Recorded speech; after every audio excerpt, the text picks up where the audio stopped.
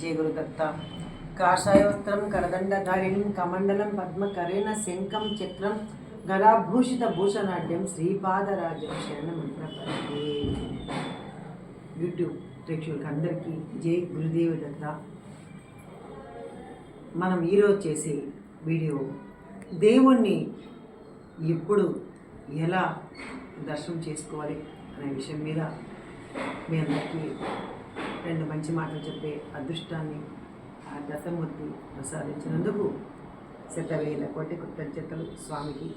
అలాగే మీరందరూ ఎంతో అభిమానంగా నన్ను ఆదరిస్తున్నారు. మీ అందరికీ కూడా శతవేల కోటి నమస్కారాలు తెలియజేసుకుంటున్నాను. ఇంకా ఈ వీడియోను ఎక్కడ స్కిప్ కాకుండా చూడండి, ఎందుకంటే మనకి మొదటి నుంచి లాస్ట్ దాకా చూస్తేనే మనకు అర్థమవుతుంది అని చెప్పి ఇక్కడ దీన్ని స్కిప్ చేయొద్దండి. సరే, ఇంకా విషయంలోకి వచ్చేద్దాం. నిన్న రాత్రి నేను ఒక వీడియో చూశాను. తిరుమలలో రేపు వైకుంఠ ఏకాదశి సందర్భంగా 6 మరణించారు అని. అలాగే మొన్న అల్లు అర్జున్ సినిమా వస్తే దాంట్లోనూ పాపం ఒక ఆవిడ చనిపోయారు అని. ఇలాంటివి కొన్ని నేను అసలు చూడను. అలాంటివి నా దృష్టిలో పడతాయి ఒక్కొక్కసారి. దాని గురించి మీ అందరికీ తెలిసిన విషయాలు అయినా కూడా మీతో పంచుకోవాలి అని అనిపించి ఈ చిన్న విషయాన్ని మీతో పంచుకోవాలనిపించి చేస్తున్నాను. ఎందుకంటే దేవుడి దర్శనానికి మనం ఎప్పుడు వెళ్ళాలి, ఏ వయసులో వాళ్ళు వెళ్ళాలి అనేది కూడా మనం నేర్చుకోవాలి. ఎప్పుడు పర్వదినాల్లో ఎప్పుడు అందరూ వెళ్తాం, చిన్న లేదు పెద్ద లేదు అందరూ వెళ్తాం. కానీ పర్వదినాల్లో ఒక విశేషమైన ఆ రోజుల్లో ఎక్కువ రద్దీ ఉంటుంది అని తెలిసి కూడా మరి తెలిసి మనం తప్పు చేసి యంత్రాంగం మీద అంటాం, వాళ్ళ ఇది బాగలేదు అందుకే అలా చనిపోయారు అంటాం, అందరి మీద మనం నిందలు వేస్తాం. అసలు ముందు మనం ఎలా ప్రవర్తిస్తున్నామో తెలియాలి కదా. నిజంగా మాట్లాడితే వాళ్ళు కావాలని యంత్రాంగం కావాలని చచ్చిపోమని చెప్పారా? అలాగే అల్లు అర్జున్ కావాలని చచ్చిపోండి అని చెప్పాడా? మనం ఇంట్లో అలా ఏంటి, మన ఇంట్లోనే ప్రిపరేషన్ ముందుగానే ఈరోజు రిలీజ్ రోజే నేను సినిమా చూసేయాలి అని, అలాగే ఆ రోజు పర్వదినాల్లో నేను దైవాన్ని దర్శించుకోవాలని, ఇలా చాలామందికి అలాంటివి ఉంటాయండి. ఎందుకంటే వాళ్ళు అది భక్తి అనుకుంటారు. అది భక్తి ఉండొచ్చు, నేను కాదని చెప్పను.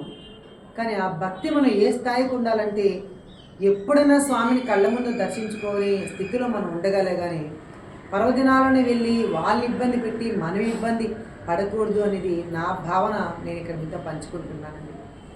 పర్వదినాల్లో నేను భగవంతుడు చూడాలా, మిగతా రోజుల్లో స్వామిని చూడకూడదా? చెప్పండి. అక్కడ వెళ్ళి అంత కష్టపడి శరీరాన్ని కష్టపెట్టుకోవాలి. భగవంతుడు కనిపిస్తాడు.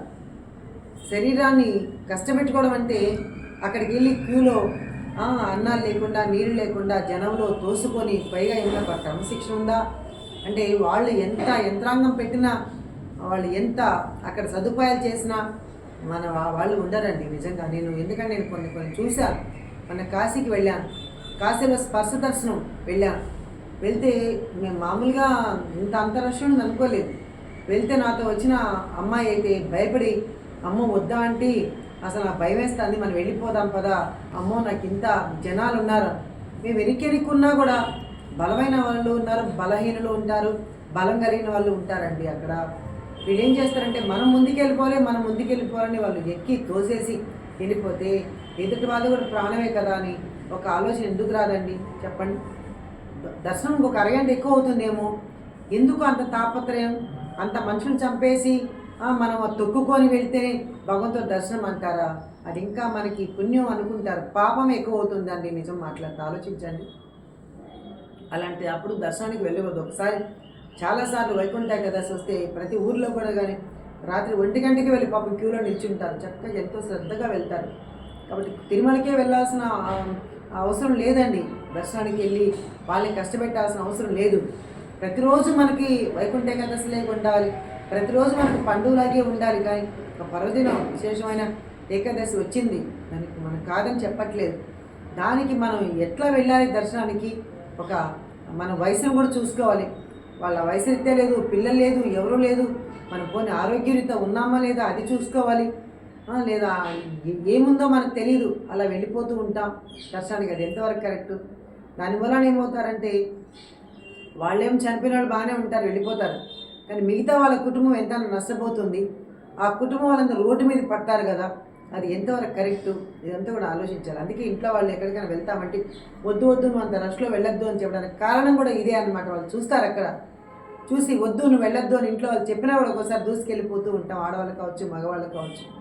అది నిజంగా కరెక్ట్ కాదమ్మా. నేను చాలా అనుభవించాను కాబట్టి మీతో పంచుకుంటున్నాను. నేను ఇంకా అట్లాంటి జనాలు ఉంటే నేను వెళ్ళను, పక్కా తప్పుకుంటాను అనమాట. ఎందుకంటే మనం అసలు దేవుడి దైవ దర్శనం ఎలా చేసుకోవాలి, ఎలా ప్రార్థించాలి అని మనం ఒక విషయం తెలుసుకుంటే మనం అలా వెళ్ళమండి. మనం నిజంగా మాట్లాడితే పండగలోనే భగవంతుడు ఉంటాడు అని కాదమ్మా. ప్రతిరోజు మనం పండగలాగా చేసుకుంటున్నాం. అట్లాంటప్పుడు మనం అంత కష్టపడి మనం వెళ్ళాలి అని రాత్రి ఆ వీడియోలు చూస్తే దారుణంగా పాపం వాళ్ళు తొక్కిసలాట్లో చూస్తుంటే చాలా బాధ కలిగింది. ఎందుకు ఆధ్యాత్మిక చింతనలో ఉన్న వాళ్ళు కూడా నేను అదే రోజు దర్శనం చేసుకోవాలి, స్వామి వైకుంఠ ద్వారాన్ని చూడాలి. నిజమే, ఎవరికి ఉండదండి, అందరికీ ఉంటుంది. కానీ అక్కడ వీలు పడినప్పుడు ఏం చేయాలి? ఇక్కడ కష్టపడేసి దేవుడు నన్ను చూసేసానికి రండి అని చెప్పారా? పైగా దేవుడు అనుగ్రహం ఉంది, అందుకే మేము ఎంత దూరం వచ్చాము అది చెప్పుకుంటాం, అన్నీ చెప్పుకుంటాం. కష్టపడుతున్నాం చూడు, వీళ్ళు సరిగా పని చేయట్లేదు, ఇక్కడ టీటీడీ వాళ్ళు సరిగా పనిచేయలేదు.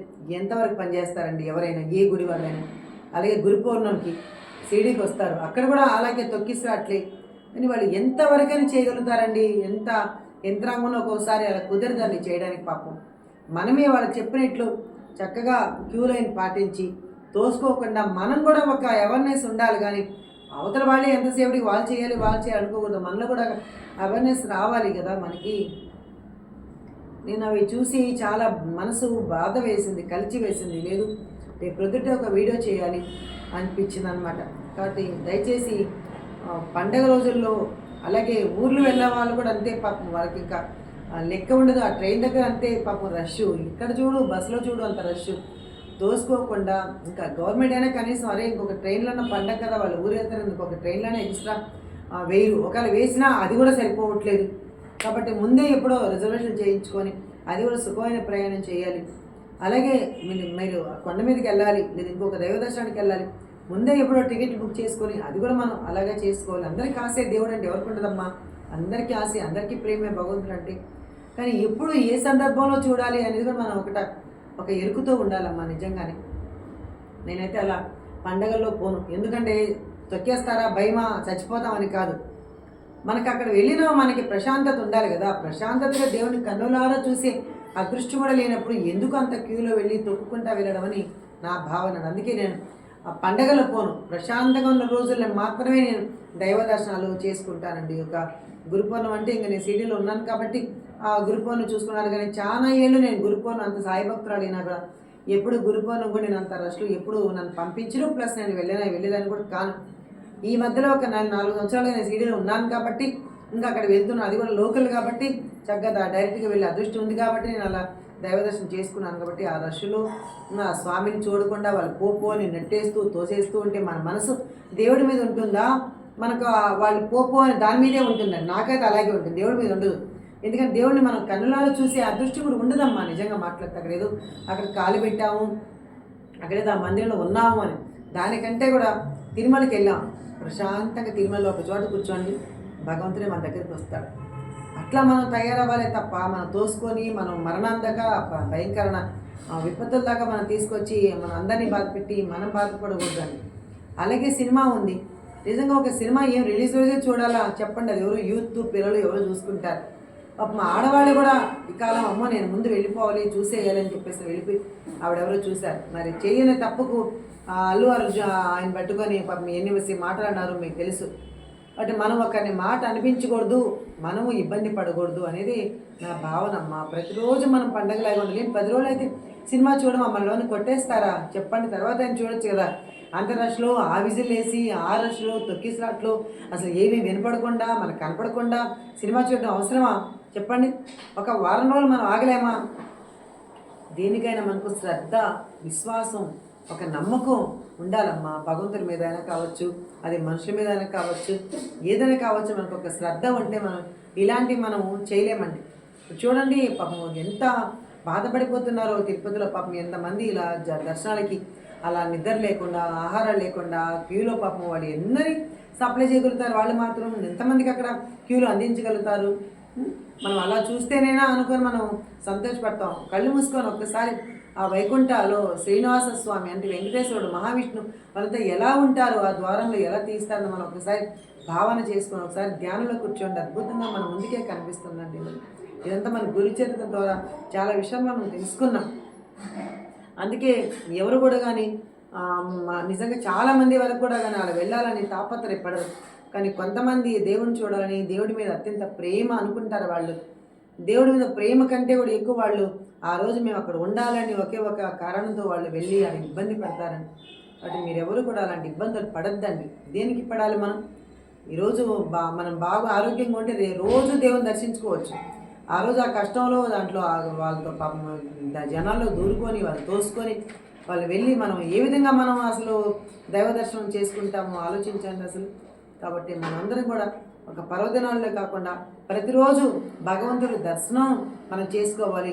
అది పైగా భావన ముఖ్యం. భావనతో చేసుకో, ఆనందంగా ఉంటుంది. రాత్రి కూడా మేము రోజు కూడా వైకుంఠ ఏకాదశి వస్తే మాకు ఇక్కడ గుడివాడలో కూడా, లేదంటే గుడివాడలో ఉన్నప్పుడు, లేదంటే మేము కూడా తిరుపతిలో ఉన్నప్పుడు కూడా, అప్పుడు ఇప్పుడు లేదు. ఇప్పుడు 40 సంవత్సరాల క్రితం తిరుపతి వేరు, ఇప్పుడు వేరు.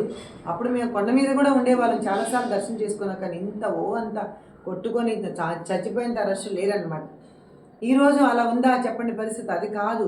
అది మన కర్తవ్యం కాదు, అది మన యొక్క చేసే పని కాదు. అది స్వామిని దర్శించుకున్నామంటే ఒక క్షణం అనుభూతి పొందినా చాలు అనుకుని అనుభూతి రావాలండి మనకు.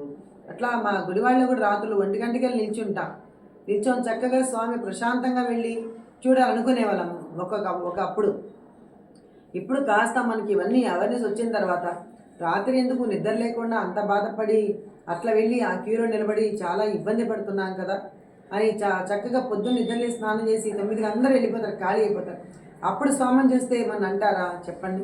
కాబట్టి భగవంతుని దర్శనం చక్కగా ఆనందంగా చేసుకోవాలి. ఆత్మకు అనుభూతి కలగాలి, మన కళ్ళకు ఆనందం కలగాలి, మన మనసుకు ఆనందం కలగాలి. స్వామిని కనులారా మన నేత్రాలతో స్వామిని దర్శించుకోగలగాలి. ఇలాంటివి మనం పెట్టుకొని మనం ఆ రష్లో వెళ్ళాము అంటే వెళ్ళాము. మేము కూడా తిరుమలకి వైకుంఠ ఏకాదశి వెళ్ళి దర్శనం చేసుకున్నాం అని చెప్పడానికి తప్ప, ఇప్పుడు అది వరకైతే సామాన్యంగా ఉండేటువంటి దర్శనాలు ఇప్పుడు అంతా విఐపీలు ఎన్నో వాళ్ళంతా రికమెండేషన్లు వాళ్ళే వెళ్ళిపోతారు తప్ప మిగతా వాళ్ళకి మనలాంటి సామాన్యులకు దర్శనం దొరకదమ్మా, నిజంగా చెప్తున్నాను. కాబట్టి మన అంటే భగవంతుడి కూడా విఐపీలు అంటే తప్పదు. ఇంకా వాళ్ళు అలా పెట్టినప్పుడు, లేదంటే అవన్నీ అలా జరుగుతున్నప్పుడు మనం వద్దనడానికి మనం ఎవరు అండి? సామాన్య ప్రజలకు అందుబాటులో లేని భగవంతుడి కోసం మనం అరువులు చాసి పరిగెత్తుకుంటూ వెళ్ళాల్సిన అవసరం లేదు. మనం ఇంట్లో కూడా మనం దర్శనం చేసుకోవచ్చు. ఒకవేళ నిజంగా నీకు అంత బలంగా ఇదిగా ఉందా, నువ్వు వెళ్ళగలిగే స్థితి ఉందా అనే ధైర్యం నీలో ఉంటే వెళ్ళాలి. కానీ చక్కగా చిన్నపిల్లలు సంకలు వేసుకొని తీసుకొని వెళ్ళిపోయి ఆ పిల్లల్ని బాధపెట్టి వాళ్ళు అసలు క్యూలో వాళ్ళు ఇబ్బంది పడి, పిల్లలు ఇబ్బంది పడి, వాళ్ళకి అసలు బాత్రూమ్లకు వచ్చా వాళ్ళకి అసలు స్నానం లేకుండా అట్లంతా వాళ్ళ పిల్లల్ని కూడా ఇబ్బంది పెట్టే అంత భక్తి మనకు వద్దండి. వాళ్ళకు కొంచెం టైం ఉంది. అంటే టైం అంటే మామూలు రోజులు తీసుకెళ్ళాలండి, వాళ్ళకి తప్పలేదు. వాళ్ళకి భక్తి చిన్నప్పటి నుంచి నేర్పించాలని మనం అందరూ చెప్పుకుంటాం, నేను కూడా అదే చెప్తాను. కానీ ఒక పర్వదినాలు వాళ్ళు వెళ్ళి ఇబ్బంది పెట్టి పాపం చిన్న బిడ్డలండి అప్పుడు స్వామి దర్శనం తీసుకెళ్తారా చెప్పండి? వాళ్ళు నలిగిపోతారు కదా పాపం. వాళ్ళకి ఏమంత పెద్ద ఇది ఉంటుంది వాళ్ళకి చెప్పండి. చిన్న ప్రాణాలండి వాళ్ళవి.